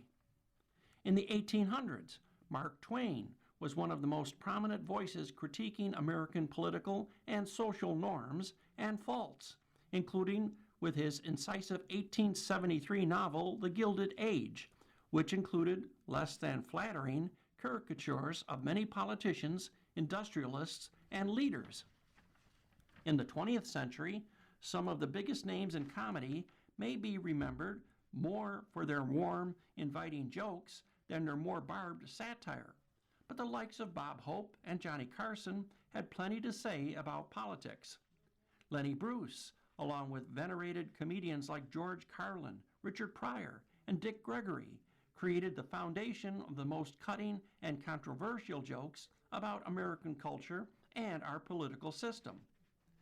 The weekend updates of SNL, Jay Leno and David Letterman's Bill Clinton jokes, Jon Stewart and Stephen Colbert's Comedy Central heyday poking at George W. Bush in the early 2000s, and, yes, the current late-night lineup of Kimmel, Jimmy Fallon, Colbert, Seth Meyers, and John Oliver all stand on the shoulders of some of the biggest names in our history. It may seem, just because we're living in a politically charged moment in our history, as though our current slate of comedians is harsher, or more criticized, or more contentious than those who came before. But they are continuing a deeply American tradition of free speech. It's been clear since Trump joined the political stage in 2016 that he does not care for the late-night comedians who poke at his presidency.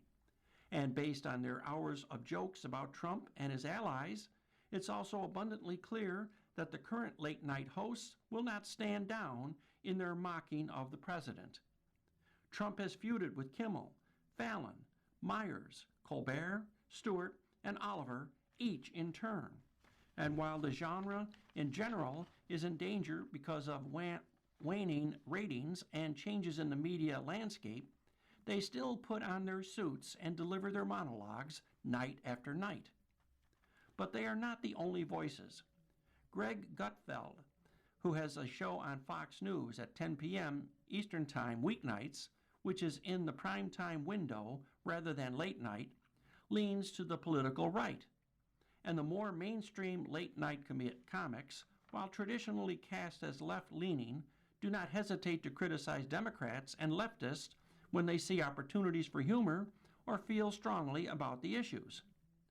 CBS has announced the cancellation of Colbert's show, and ABC appeared to cave to pressure from the Trump administration last fall over Kimmel's Kirk joke, but those, for now, appear to be aberrations. It's unlikely that Kimmel will actually be fired over the widow joke. Kimmel walked on stage after Trump's comments, as usual, on April 27th and defended himself casually and calmly. To him, it was just another day at the office in 2026. Fallon, Meyers, Stewart, and more appear unmoved by any attacks by Trump on their work. Networks are not rushing to cancel their shows. For now. The White House Correspondents Association dinner has long been the place where political comedians face the names they drag through the proverbial mud. In 2006, most famously, Colbert delivered a shocking roast of President Bush to his face that has lived in infamy ever since. Meyers, Stewart, and Kimmel have also previously hosted the event without pulling punches, no matter the political party of the president. But it seems that Trump's influence may be ending that tradition permanently. The April 25th dinner was the first time he has attended as president seemingly in part because of the tradition of satirist hosts. Cut short by the security crisis, Association President Weijia Zhang says this year's dinner will be rescheduled. In 2025, the association engaged comedian Amber Ruffin before rescinding the invitation after criticism from the Trump administration. This year, they eschewed comedy entirely, instead enlisting mentalist and magician Oz Perlman as host. Before the Kimmel/Kirk controversy, Trump jokes from late-night comedians did not frequently make headlines on CNN. We were not having constant conversations over the future of comedy. The chair of the FCC did not routinely comment on the behavior of individual TV hosts. We are clearly in a new era of comedic history that is being defined by the likes of Kimmel, plus plenty of new voices trying to figure out the mood of a nation and the right way to make their mark. The business of comedy may feel more precarious now than it has since the era in which Bruce said, "The American Constitution was not written to protect criminals. It was written to protect the government from becoming criminals." And a Carlin comedy routine went all the way to the Supreme Court. But if we look to our history, politicians come and go, as do comedians, but there will always be someone ready to make a joke about whoever is elected next. And now let's turn to the Lifeline column. First off, they said what? The Star's best quotes. And here's the quote. There's people who are going to try to do detective work, figure out the details. Who is that song about? When it gets a little bit weird for me is when people act like it's sort of like a paternity test. Like, this song's about that person. Because I'm like, that dude didn't write the song, I did. And that quote is from Taylor Swift in an interview with the New York Times about her writing process. On June 11th, the pop star, who's 36, will become the youngest woman ever inducted into the Songwriters Hall of Fame. We have a lot of birthdays to announce today. It's your birthday. Who's celebrating? Actor Perry King turns 78. Singer Meryl Osmond of the Osmond Brothers turns 73. Director Jane Campion, 72. Director Lars von Trier, 70. Actor-director Paul Gross turns 67. Actor Adrian Pasdar, 61. Guitarist Chris Henderson from Three Doors Down turns 55. Singer Carolyn Dawn Johnson also turns 55. Actor Johnny Galecki turns 51. Actor Sam Heughan turns 46.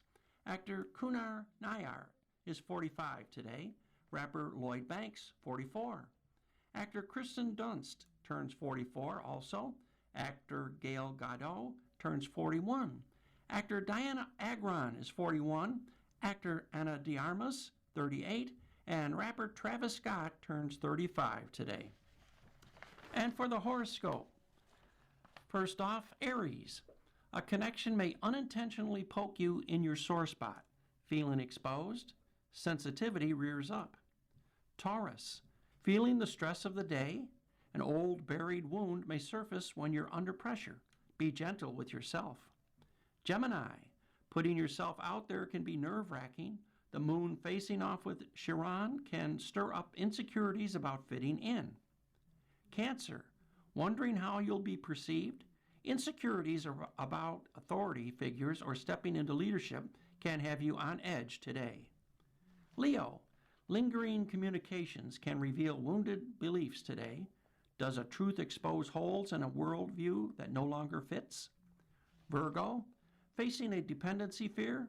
Having to rely on someone else's resources can feel triggering. Libra. Focus on your needs. Finding your balance will be challenging if you let a conflict get the best of you. Scorpio. Being too hard on yourself? Take a step back from self-judgment. Sagittarius. Be bold and share what you've overcome. Difficulties you faced earlier in life may serve as wisdom when shared. Capricorn. How does the past influence your future? Root-level wounds may surface today. Aquarius. Something you try to learn may not stick today. Convinced that you can't understand it? Refrain from jumping to conclusions. And Pisces, does your self-worth feel at risk? Comparison can be a slippery slope. You're listening to a reading of today's issue of USA Today on the Niagara Frontier radio reading service. The time is 30 minutes after the hour. And we'll move over now to the USA Today sports section, and our first article carries the headline, Big Shoes to Fill. After the draft, we look at 7 NFL teams with massive roster holes for 2026. For NFL general managers, accruing talent through the draft is inherently a long game. Decision makers across the league warn about strain from the path of prioritizing value and instead seeking to patch up immediate areas of concern. If we went into the draft and filled every hole, we probably didn't have a good draft, Philadelphia Eagles Executive Vice President and General Manager Howie Roseman said after wrapping up his latest rookie class.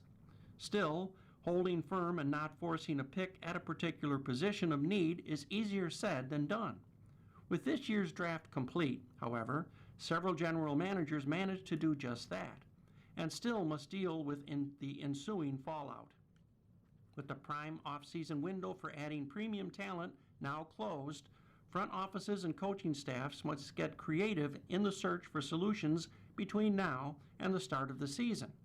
At the center of any pursuit of quick fixes is sure to be the free agency market, which could ramp back up with signings no longer counting against teams' compensatory pick formulas.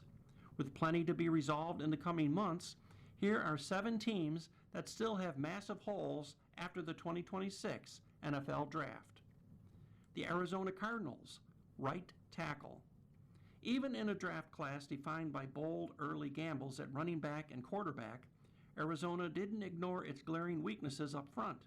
The Cardinals pounced on Chase Bisontis in the second round to help lead the charge for a renewed run game. While 4 spots along the front row can now be considered resolved, the remaining spot could end up stirring plenty of discontent. Elijah Wilkinson has experience holding down a role after starting 17 games at right tackle with the Atlanta Falcons last season, but he didn't inspire much confidence. In a division rich with talented linemen, the Cardinals might have trouble closing the gap on any of their competitors without a serious upgrade. In all likelihood, however, that move is probably on hold until 2027, when Arizona is set to have a massive war chest for its forays into free agency. Baltimore Ravens, center. After losing 3-time Pro Bowler Tyler Linderbaum to the Las Vegas Raiders in free agencies, the Ravens seemed like a sure bet to bring aboard a middle-round rookie to take over at center. But 11 picks passed by without a single one addressing the pivot. For Eric DeCosta, the alignment between need and value simply never coalesced. The Ravens general manager said he was drawn to second-rounders Logan Jones and Jake Slaughter, but both were claimed earlier than he anticipated. From there, the Ravens didn't see anyone available at the position on day 3 who would be an impact player for us this year, DeCosta said. That abstention leaves Baltimore unsettled on the interior line, an area the team tried to solidify by taking offensive guard Olaviega Ione in the first round. Corey Bullock, Jovan Gwynn, and Danny Pinter are now left to battle for the vacant first-string position. Even if a late add is necessary, DeCosta conveyed confidence that the matter would eventually be sorted out. I do think we'll have a plan at the position. I feel confident in saying that, DeCosta said in a news conference after the draft. I think we have a couple guys here that will compete for that position. But as the Hall of Fame general manager, Ozzie Newsome, once said, you don't play games until September. And I think we'll have a great offensive line at that point. Chicago Bears, edge rusher. This might not constitute a true void comparable to the other selections on this list. Between Austin Booker and Dayo Odebiengo, the Bears at least have reason to believe that the in-house options could prove capable of fixing the pressing problems with the pass rush. But a leap forward isn't guaranteed from either Booker, a 2024 fifth-round pick who has yet to become a consistent force, or Ode Biengo, who didn't fare particularly well in his first season in Chicago before suffering a torn Achilles in Week 9. With Ryan Poles using all of his first 3 selections this year on offense, it leaves a heavy burden on Montez Sweat to prop up a group that last season ranked 27th in pressure rate, according to Next Gen stats. Chicago doesn't appear particularly likely to swing a substantive move to rejuvenate its pass rush anytime soon, as the franchise resisted pushing its chips in for a Max Crosby trade or other marquee acquisition at defensive end. That stance could always shift, though, if a compelling figure becomes available at a palatable price point. Las Vegas Raiders, defensive tackle. John Spytek had plenty of ground to cover in his second draft. With only so many early picks at his disposal after taking quarterback Fernando Mendoza number 1 overall, the Raiders' general manager was bound to leave at least 1 or 2 areas relatively unsupported. Boosting the outlook at defensive tackle and wide receiver ended up taking a back seat to the effort to replenish the secondary. Yet, whereas the pass catching crew still has several recent middle round selections the new coaching staff can try to bring along, there's not a figure up front who looks in line for a breakthrough in new coordinator Rob Leonard's scheme. That dynamic could make things distinctly difficult for Max Crosby and Las Vegas' splashy linebacker signings in Quay Walker and Nakobe Dean. But with Raiders brass focusing far more on the long term after learning from last year's missteps, it's not an area that necessarily demands an immediate shift. The Raiders can try to transform the next line next season, either with another high-priced free agent or an early pick in the draft. New England Patriots, nose tackle. Perhaps a true go-to receiver for Drake May might seem like the real missing piece for the defending AFC champions. It might only be a matter of time, however, before that deficiency is addressed, with a post-June 1st trade for A.J. Brown finally coming to fruition. Yet New England isn't without some more minor short-term concerns elsewhere. After Khyiris Tonga departed in free agency, many assumed the Patriots would look outside in some form for a nose tackle, even if it didn't make a premium investment in the position. Instead, it left the draft pass without adding competition for Corey Durden, who started Super Bowl 61 but remains largely unproven. Unlike other teams on the list, New England might not feel compelled to take action on this front until much closer to the season at the earliest. With defensive coordinator Zach Kerr showing a unique penchant for working around personnel shortcomings, the Patriots can see how Durden fares in training camp and the preseason before deciding whether it needs to take stock of other options. A more immediate move remains possible, but the team's decision to focus on the future and not even take a day 3 flyer at the position spoke volumes. New York Giants, defensive tackle. When the Giants dealt Dexter Lawrence to the Cincinnati Bengals ahead of the draft, the move cratered a defensive line that already was in rough shape after conceding the second most rushing yards of any team. A run-stuffing defensive tackle seemed as though it would be on the agenda at some point on day 2 or 3. The Houston Texans, however, made a point to jump ahead of New York early in the second round to grab Ohio State's Caden McDonald. The Giants didn't end up circling back to the position until the 6th round selection of Bobby Jamison Travis, leaving their front in a rather perilous position. New coach John Harbaugh admitted as much, but indicated additional moves should be forthcoming. It's still something we have to continue to address, Harbaugh said. We're not finished with that at all. Signing DJ Reader to replace Lawrence at nose tackle is a natural move and an expected one, according to Art Stapleton of NorthJersey.com and the USA Today network. The Giants could continue to fortify their front by adding Shelby Harris or Benito Jones, both of whom visited with the team. No matter the solution, standing pat isn't an option for an organization that has stockpiled talent at edge rusher and off-ball linebacker. And finally, the Washington Commanders, number 2 wide receiver. The Commanders have a lot of pass catchers they can trot out to work alongside Terry McLaurin. None, however, is particularly threatening as a secondary option in a passing attack. Even as Washington went full bore into the remaking of the defense this offseason, the receiving corps still was afforded some help. Third-round pick Antonio Williams could have a significant role right away as a slot target.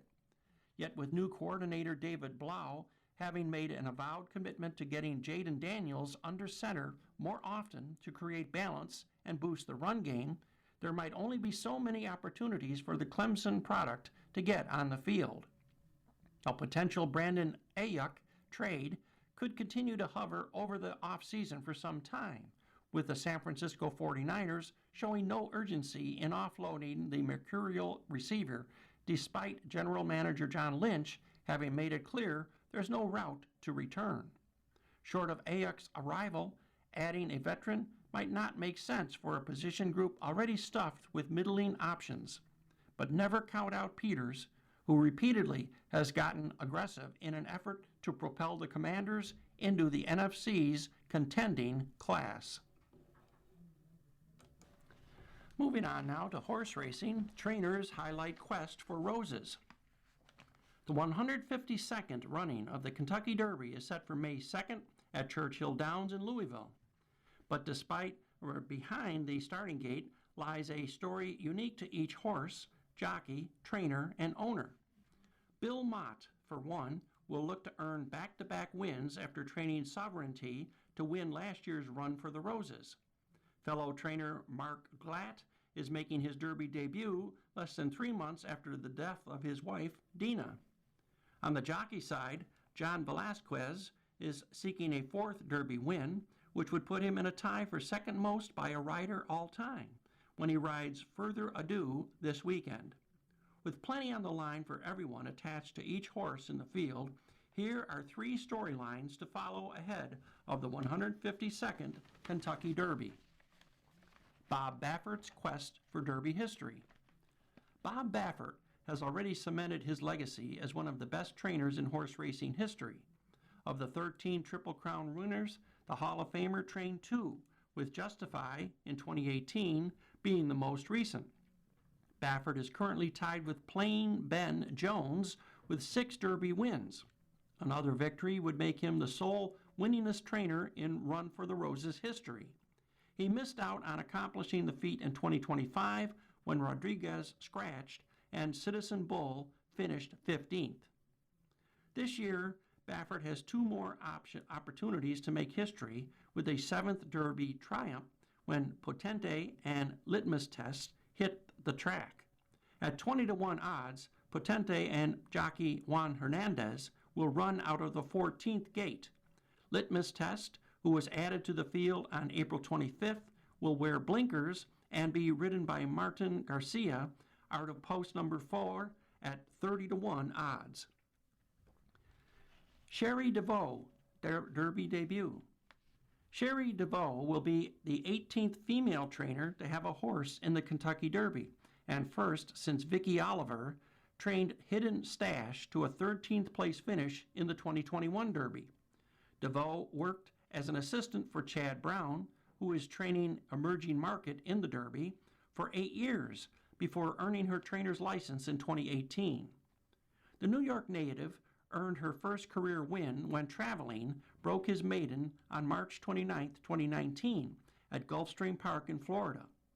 2 years later, Gam's Mission provided DeVoe with her first stakes win by finishing first in the Grade 3 Regret Stakes at Churchill Downs. And now she'll look to Golden Tempo to help her get her first Kentucky Derby win in her first appearance in the Run for the Roses.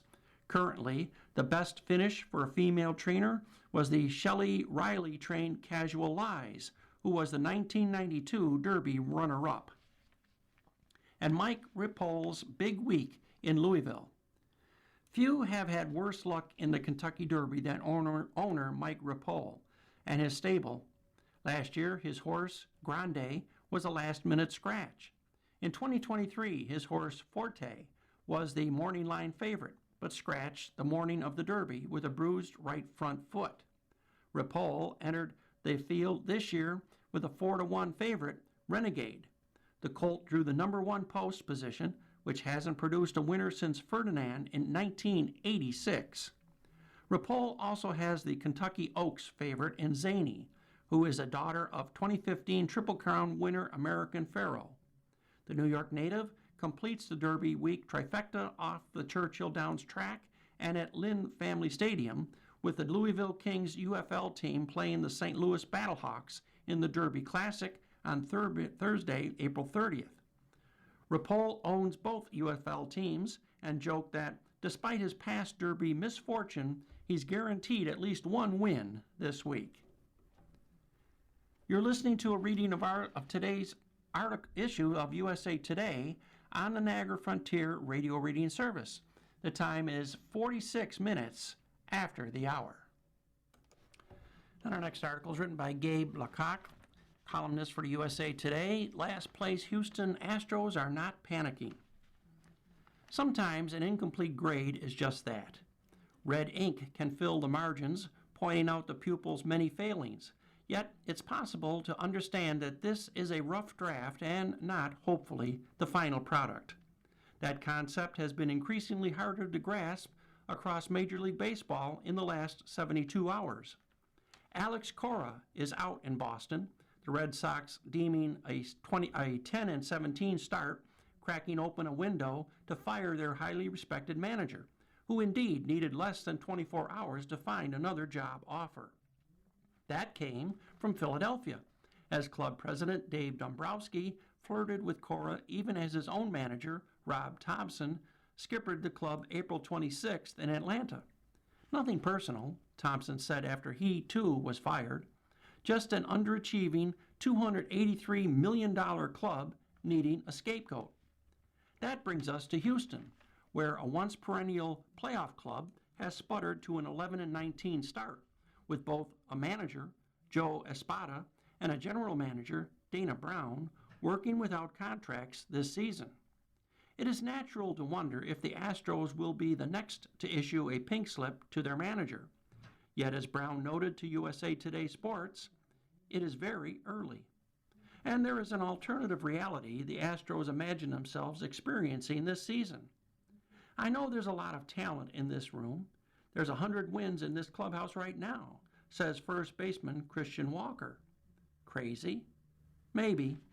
Yet as the managerial death watch spreads from coast to coast, assigning culpability to the Astros' last place showing illustrates how complicated that can be. Cora and Thompson's dismissals hit home particularly for Espada, who counts both of them as good friends.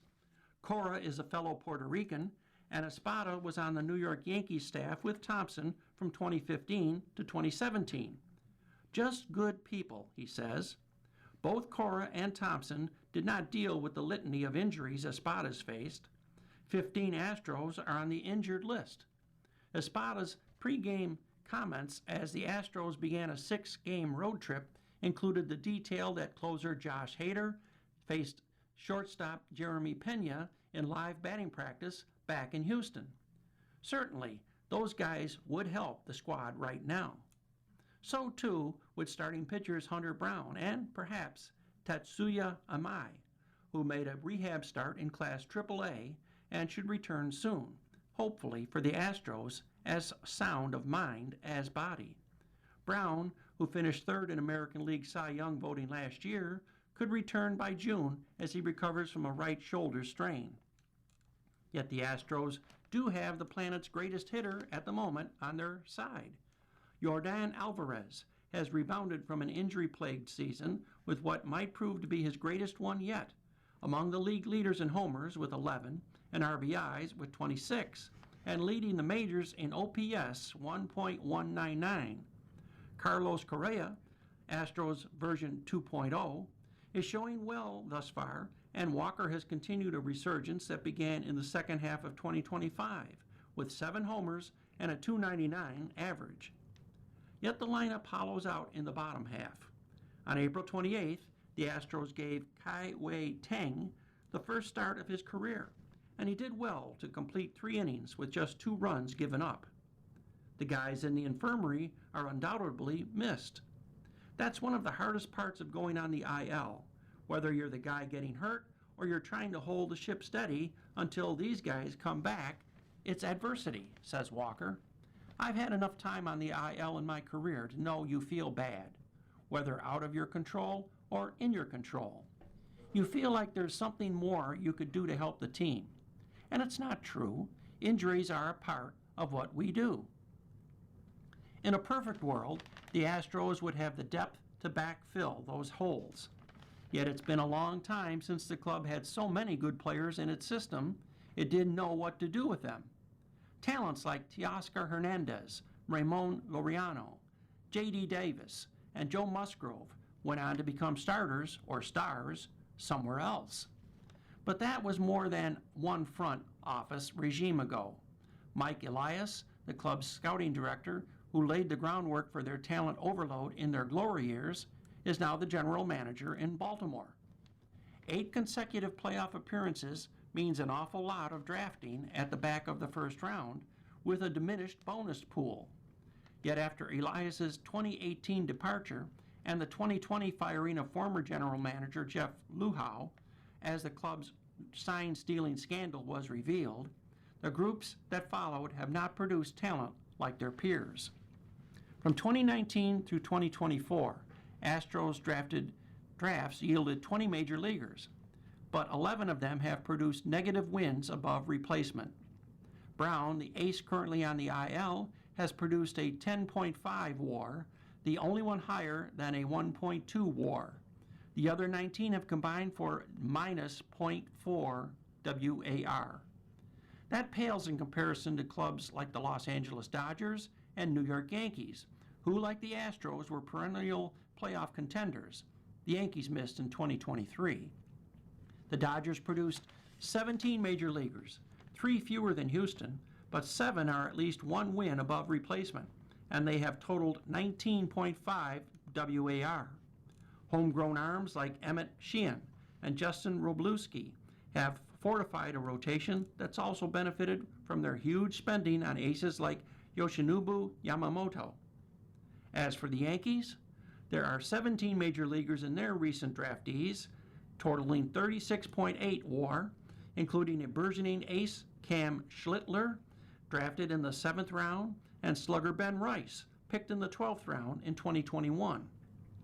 Not that that story's been totally written for all those Astros draftees.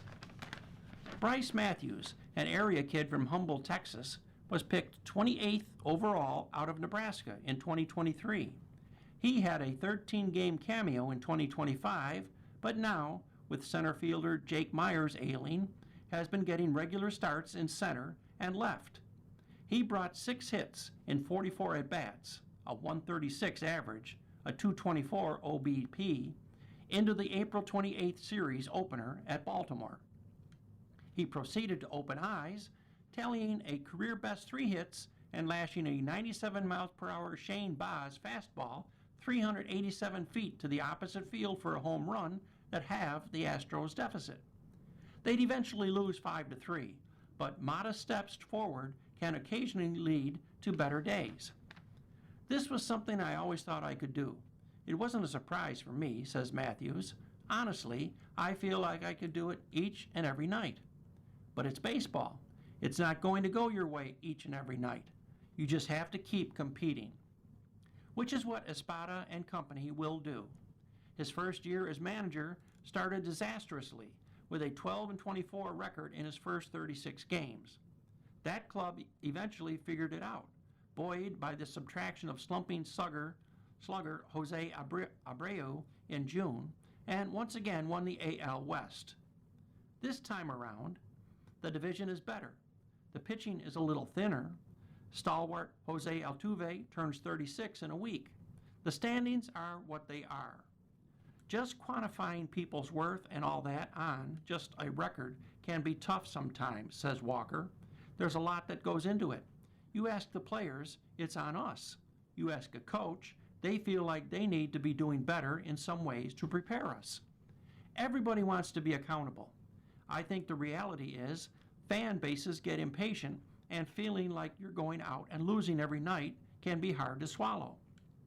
The players feel like it's just a matter of time, it's coming, we just gotta weather the storm.